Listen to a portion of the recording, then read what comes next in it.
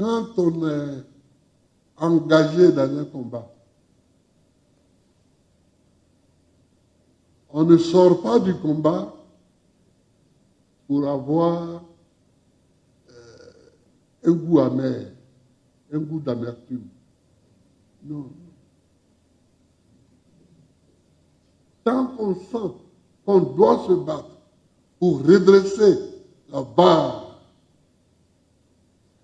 et faire triompher le vrai, on est au front. On est au front. Dans un environnement mensonger, où les gens racontent n'importe quoi nuit et jour, je ne peux pas aller m'asseoir et laisser le pays comme ça.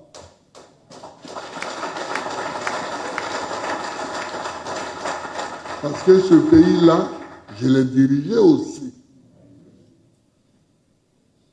Il faut que demain, quand on va faire les comptes, on sache la part de vérité.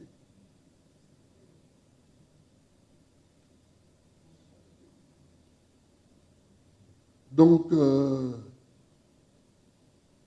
vous invite à ça. Je vous invite à une vigilance accrue.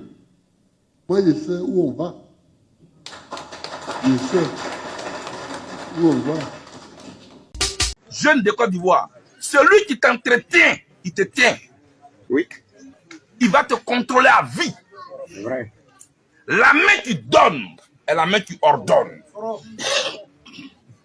La main qui donne, c'est la main qui ordonne.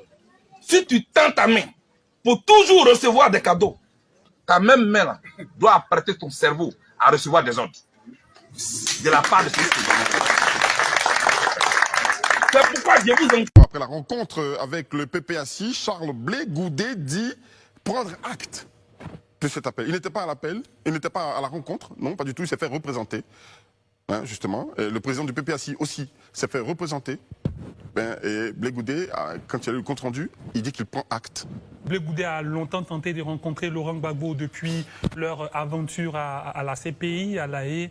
Il a essuyé beaucoup de refus, on lui a donné plusieurs excuses et jusqu'à aujourd'hui, malgré qu'il a fait un certain temps avec Laurent Gbagbo, il n'a pas pu le rencontrer. Et finalement, aujourd'hui, à l'approche des élections, on a recours à lui, on fait un appel de Beaunois, on appelle les partis à l'unité.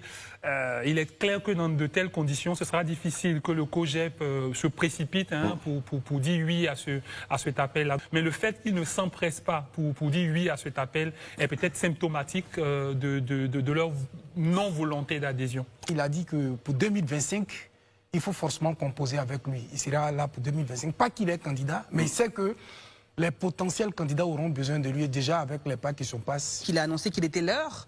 Donc l'heure de quoi? Est-ce que c'est l'heure de lancer une campagne? Et si c'est le cas, est-ce qu'il a le temps de se rallier alors qu'il est lui-même en campagne pour son propre parti? Je ne sais pas. Donc comme je le disais, et je le répète encore, il y a des ambitions personnelles. Très bien. Il y a conflit d'intérêts là. Le document qu'ils ont paraphé, lui en tout cas il est clair, il porte sur l'enrôlement, la prorogation de la date, etc. Alors que pour ce qui est de l'appel de Beaunois, ça semble être une réunion, un rassemblement en vue des élections de 2025. Là c'est beaucoup plus délicat. Quand vous demandez à des partis de partir avec vous, parce qu'a priori ça semble être ça, quand vous demandez à des partis de vous suivre pour les élections de 2025, on ne connaît pas encore la teneur de cet appel puisque ça n'a pas été divulgué. On a simplement dit qu'on a discuté avec des partis. Mais si c'est pour aller en coalition, ça demande beaucoup plus de temps pour se mettre en place. On a en face de nous le PPACI qui est un parti qui est tout récent, bien que son leader ait un historique particulier avec la Côte d'Ivoire et bien long. Mais il n'a pas forcément fait montre de leadership envers le COJEP non plus.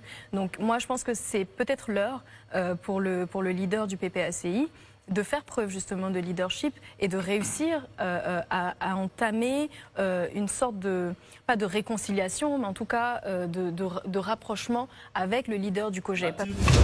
Vous venez là de voir la démarche d'un homme politique et la démarche d'un charlatan. Je vous ai clairement montré les deux démarches. Il y a un qui n'a pas changé sa démarche. c'est le président Laurent Gbagbo. Il nous explique dans la vidéo. Car il faut savoir que c'est peu importe l'âge, si vous avez lutté contre un régime au vu de certaines convictions et vous n'avez pas encore obtenu ces convictions-là, et pourtant derrière vous, vous avez eu des personnes qui vous ont suivi, qui vous ont accompagné, des personnes à qui vous avez ouvert les yeux. Ce n'est pas toujours parce qu'on suit un leader qu'on se bat pour le leader. Mais un leader peut souvent nous permettre à ouvrir nos yeux. Un leader peut nous pousser à être responsable. Un leader peut tellement bien parler qu'on finit par prendre, c'est-à-dire nos responsabilités en main. Et nous avons plus notre courage quand ce leader est devant nous. Quand il avance, nous sommes d'accord d'être derrière et de pousser. Donc même s'il monte la colline, même si elle est dangereuse n'importe comment, nous serons toujours derrière pour pousser. Et voilà pourquoi le président, quand il rentre, au vu de tout ce qui s'est passé, avec la réalité d'aujourd'hui, il dit, cette façon dont on ment sur les réseaux sociaux, on ment sur les médias imprimés, on ment sur les chaînes de télévision ivoiriennes, cette façon dont le gouvernement aujourd'hui a légitimé le mensonge, la malgouvernance, il est inconcevable qu'un Laurent Gbagbo qui s'est battu toute sa vie pour certains principes va dormir aujourd'hui et tourne la page à la classe politique. Que diront les Ivoiriens? La team, j'ai envie de vous dire, si le président Laurent Gbagbo était rentré, il était passé à côté, ceux qui critiquent aujourd'hui le fait qu'il est encore dans la politique seraient très peu par rapport à ceux qui devaient être en colère. Imaginez-vous si le monsieur partait et disait qu'il ne voulait plus faire la politique. Vous savez combien de personnes allaient être en colère, déçues, fâchées, attristées?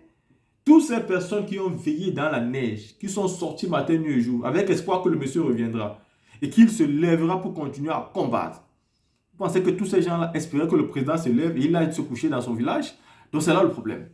À côté de ça, vous avez un homme qui n'a jamais eu de conviction politique, qui a toujours été un intéressé.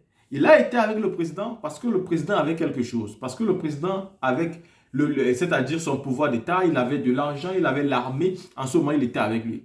Mais c'est Blé Goudé aujourd'hui qui se met, qui prend un micro et qui dit que s'il a combattu les gens qui voulaient porter les armes hier pour déstabiliser la Côte d'Ivoire, aujourd'hui, il ne va pas marcher avec les gens qui veulent porter les armes pour déstabiliser la Côte d'Ivoire.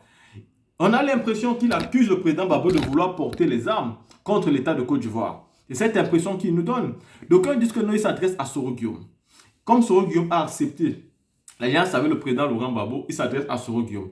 Moi, j'ai envie de dire que, est-ce que c'est aujourd'hui qu'il a commencé à parler comme ça? Depuis qu'il est sorti de prison, alors que le président n'avait pas encore fait d'appel, M. Blé Goudé nous montrait déjà tous les signes. Il s'adresse à Gbagbo, pas au président Soro Guillaume. C'est au président Laurent Gbagbo qu'il s'adresse. Il a fini par croire que le monsieur c'est son égal. Il a déjà menti sur lui. Il a déjà fait diffamer sur lui. Il a déjà manqué le respect en prison en refusant à sa femme de faire une commission de son soi-disant père. Aujourd'hui, il dit clairement qu'il ne veut pas se mettre avec les gens qui veulent porter les armes pour déstabiliser la Côte d'Ivoire. Il sous-entend que le président, avec son appel, veut porter les armes pour déstabiliser la Côte d'Ivoire. Voici quelqu'un qui n'a pas de conviction. Voici quelqu'un qui n'a pas... C'est-à-dire qui ne laisse pas de véritables traces. Il était hier à gauche, aujourd'hui il est à droite. Il ne mangeait pas le sel hier, aujourd'hui il mange du sel. Il avait peur du piment, aujourd'hui il prend du piment et il ajoute avec du sucre. C'est quelqu'un qui on ne sait pas où il va, on ne sait pas qui il est. Une piètre personne, un menteur, un manipulateur, un narcissique. Il est avec le RHDP, au sens propre comme au sens figuré, comme l'avait dit Cissé Ibrahim Bakongo.